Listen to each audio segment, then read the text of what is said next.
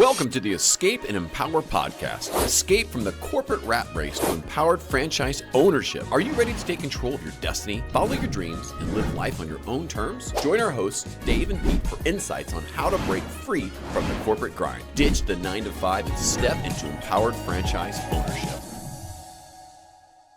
Good morning and welcome to the Escape and Empower podcast. My name is Dave Greenberg, and I'm here with my co-host, Pete Gilfillan. Good morning, Dave. Pete, how are you today? I'm always pumped up, baby. I'm always pumped up. Excited about our topic today. You know, it's something that you have been helping candidates work through the franchise investigation process for many, many years. And thanks to your mentorship, I've been doing it as well. The question of today for the franchise candidates, when you get into the investigation process, well, sometimes we refer to as franchise due diligence. What do you expect? And that's what I wanted to talk about with you, Pete, because what do you really expect when you're doing your due diligence during the franchise investigation process? Yeah, I think the big thing is that you gotta kind of understand, first of all, what you're looking for in a business, right? What values do you have? What do you want to accomplish with that business? And so as we go through the process of due diligence, we're really trying to check those boxes to make sure that it's doing what we want to do, right? So it's a big decision to invest in a business, and it's kind of like finding a partner that you want to marry, right? Bottom line is it takes some hard work, but you have to first look within yourself to say, what am I looking for in a partner? What am I looking for in a business? So I thought maybe we'd go through some of that stuff of, hey, what do we look through, or how do we look through a lens to say, hey, is this the right business? Is this the right partner for me? I think that's awesome. And you know, there's a little bit of a mindset that we need to kind of level set people on. When you go through this process, in my opinion, you need to keep an open mind. You need to remember you don't know what you don't know. So let me repeat that. You need to keep an open mind. Remember, you don't know what you don't know. And that makes you set aside preconceived notions, because here you are doing your due diligence, working through a franchise system, trying to understand it, meeting with the owners and getting aligned with your understanding of their business, their customer experiences, their relationship with the franchisor. You just don't know what you don't know. Don't start innovating. Don't start thinking too hard, because what you're trying to think out as you go through the process, I'll bet money on it that they've already thunk through what you're trying to think out. Yeah, absolutely. I always tell people, keep an open mind. What we believe to be true and what it can be totally different. So we keep an open mind. And I've got some great testimonials of people that basically I've presented franchise concepts and they're like, I don't know about that one. And that ends up being the one. If you can keep an open mind, you have a lot wider lens to look through in terms of opportunities or the right match for you in terms of a business. So you absolutely have to have the right mindset of going into it, wanting to learn, and keeping an open mind as you explore or do your due diligence. You know, you don't know where you're gonna end up. You're a car guy, you ended up in the junk business to start, right? Junk removal business. Yeah. I'm a car guy, I ended up in beauty and wellness, all because of the business characteristics. But as we were going through that, and Pete, you brought me into the franchise and the salon suite space that has done very well for myself, my family, and my partners. It aligned with personal values with the brand. And I think that is a really important thing to think about as you go through. I love Cecil Miller. He was may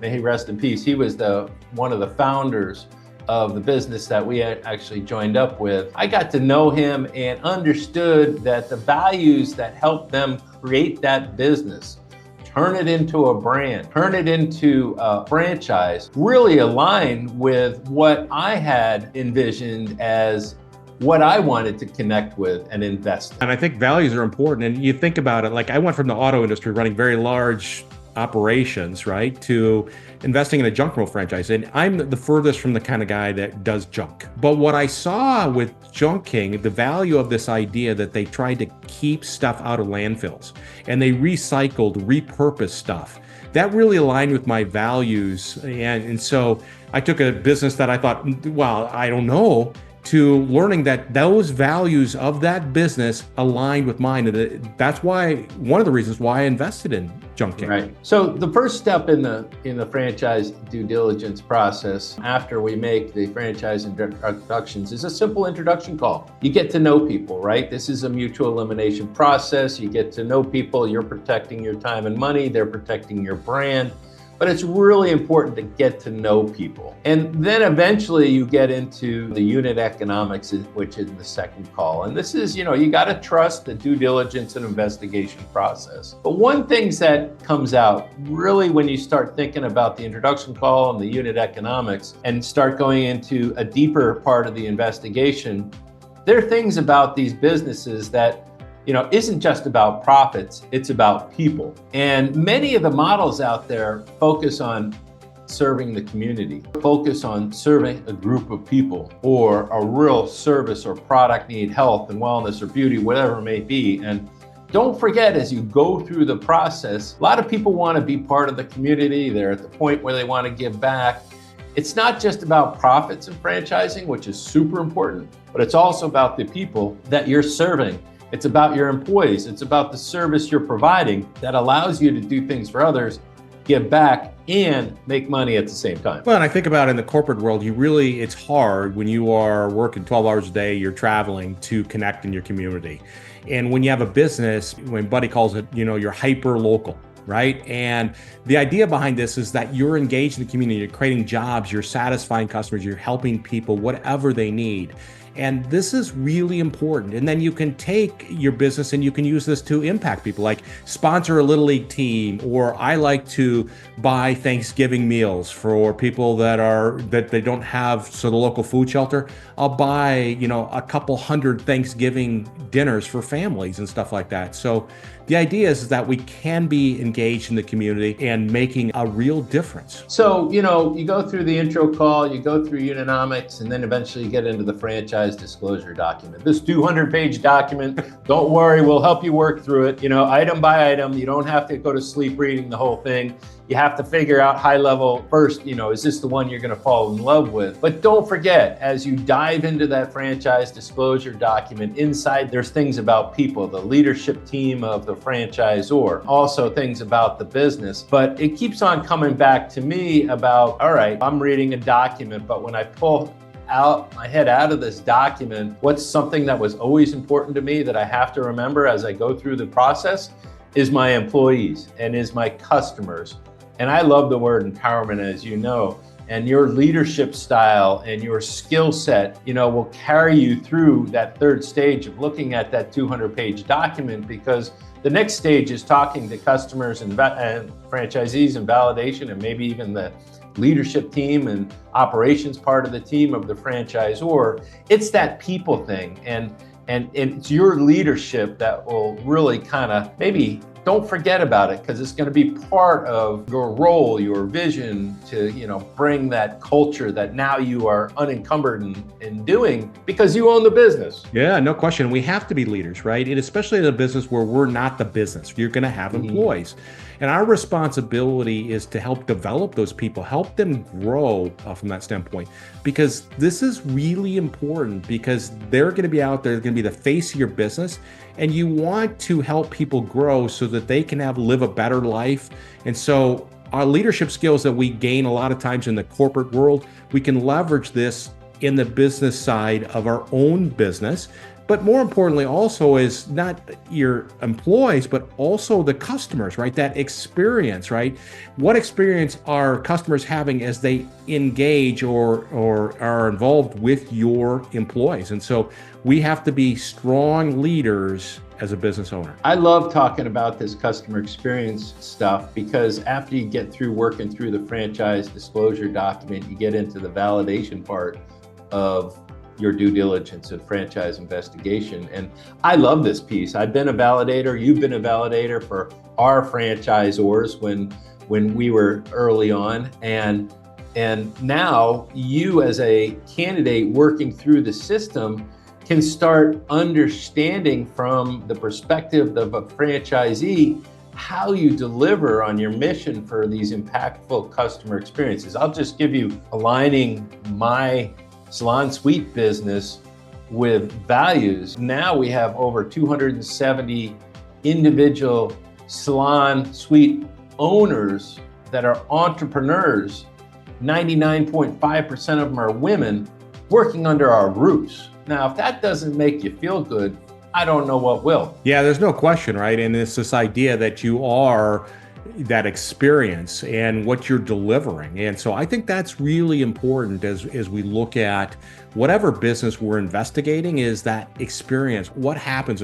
I think a lot about, and I love walking into businesses and just watching and learning. Like the other day, I was in a business, it's a franchise, and they do contrast therapy. So they do infrared saunas, they do the cold plunge and all that kind of stuff, the cryotherapy. And I just I wanted to do the infrared sauna, which I did. And I also did the cryotherapy.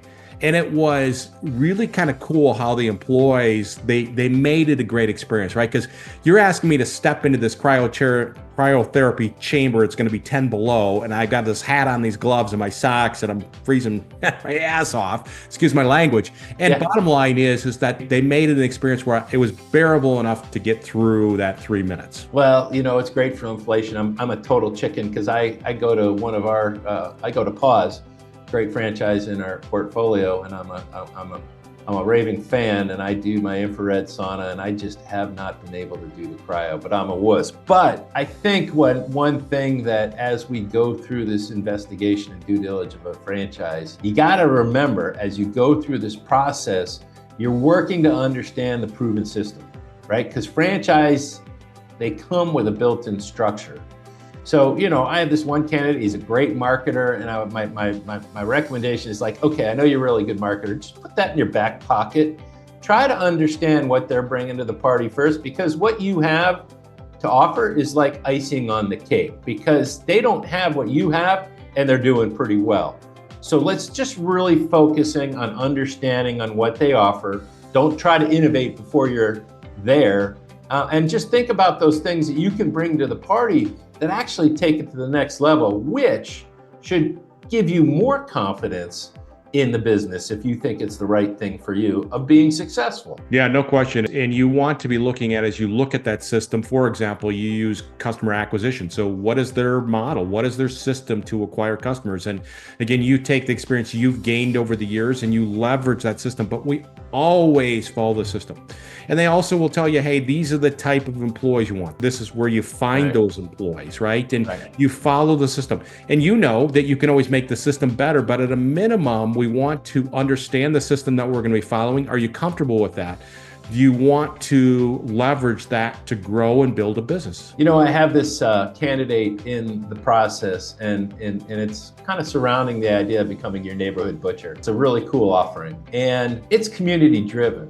Because I want to be community. Okay, let's be the community around something that everyone has a need for. That's meat, whether it's, chicken or fish, there's proteins. Everyone's talking about proteins these days, but the innovation and community piece we've already talked about, but there's innovation around his main desire to be part of the community, because I was like, okay. He came back to me, he says, Dave, I can see myself barbecuing for the local Boy Scouts or the football game, just with the brand up there and getting everyone introduced to what I'm offering and giving back. And I said, okay, cool.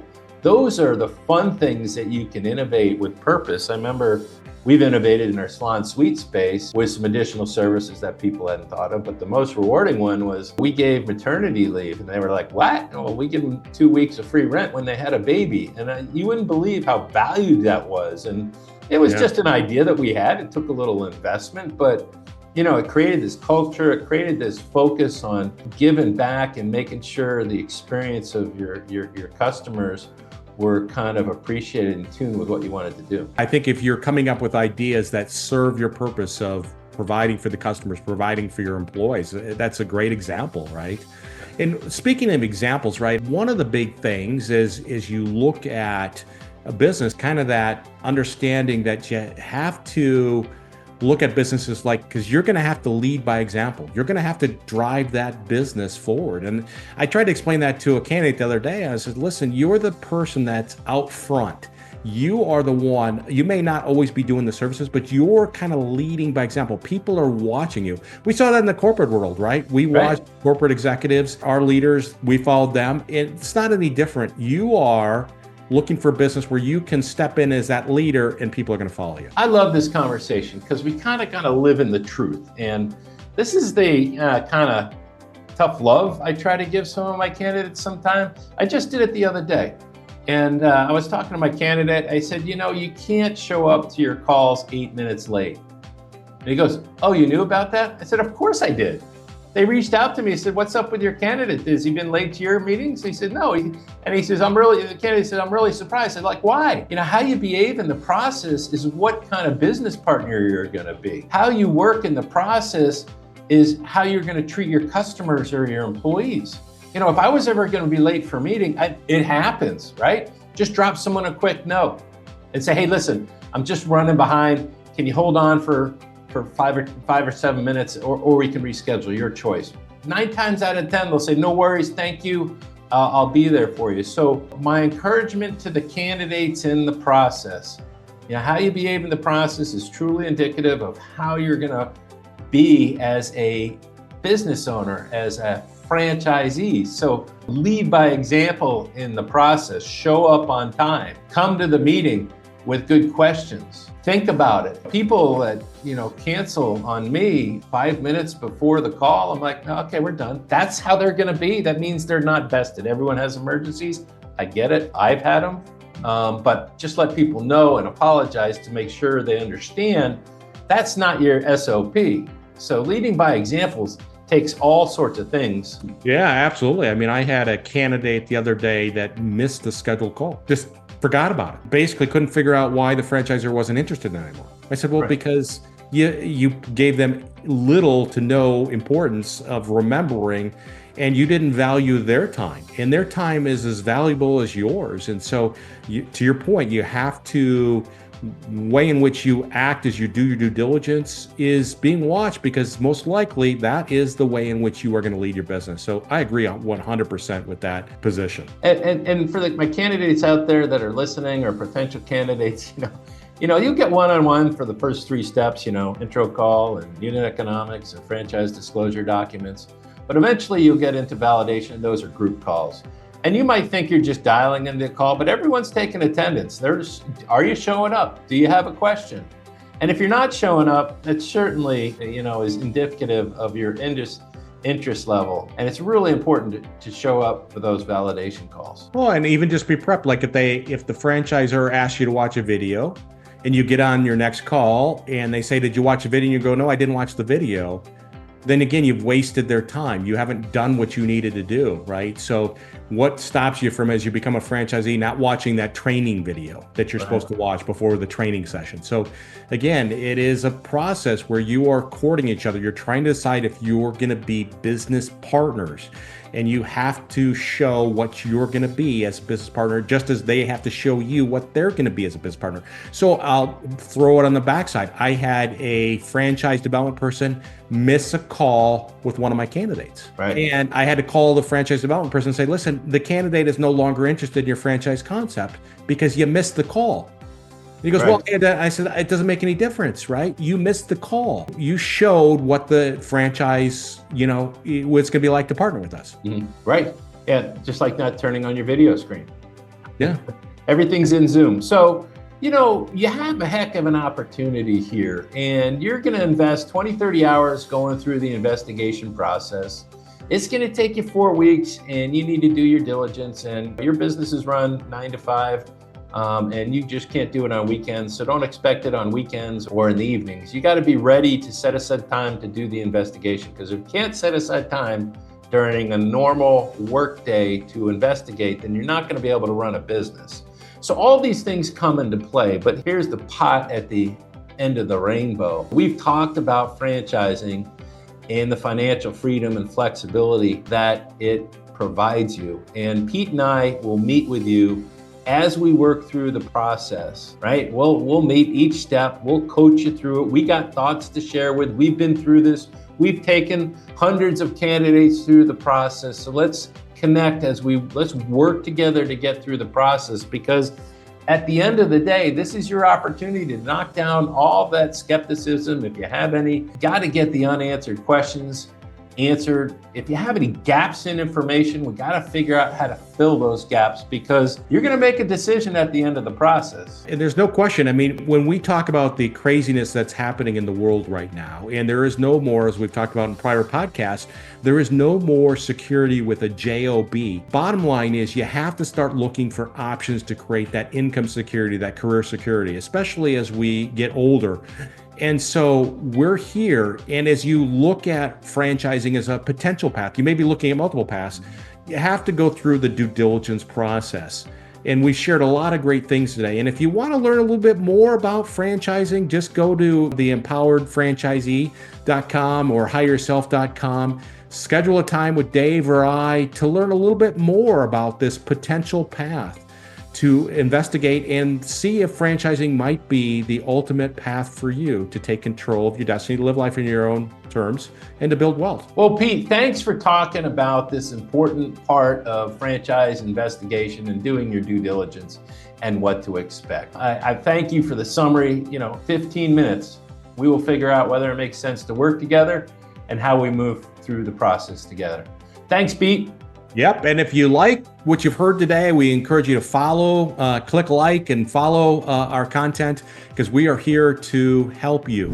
Thanks for tuning in to the Escape and Empower podcast. We hope today's discussion has inspired you to consider franchise ownership as a path to living life on your own terms. Start your journey towards financial freedom and flexibility. Connect with Dave at empoweredfranchisee.com or Pete at hireyourself.com. Until next time.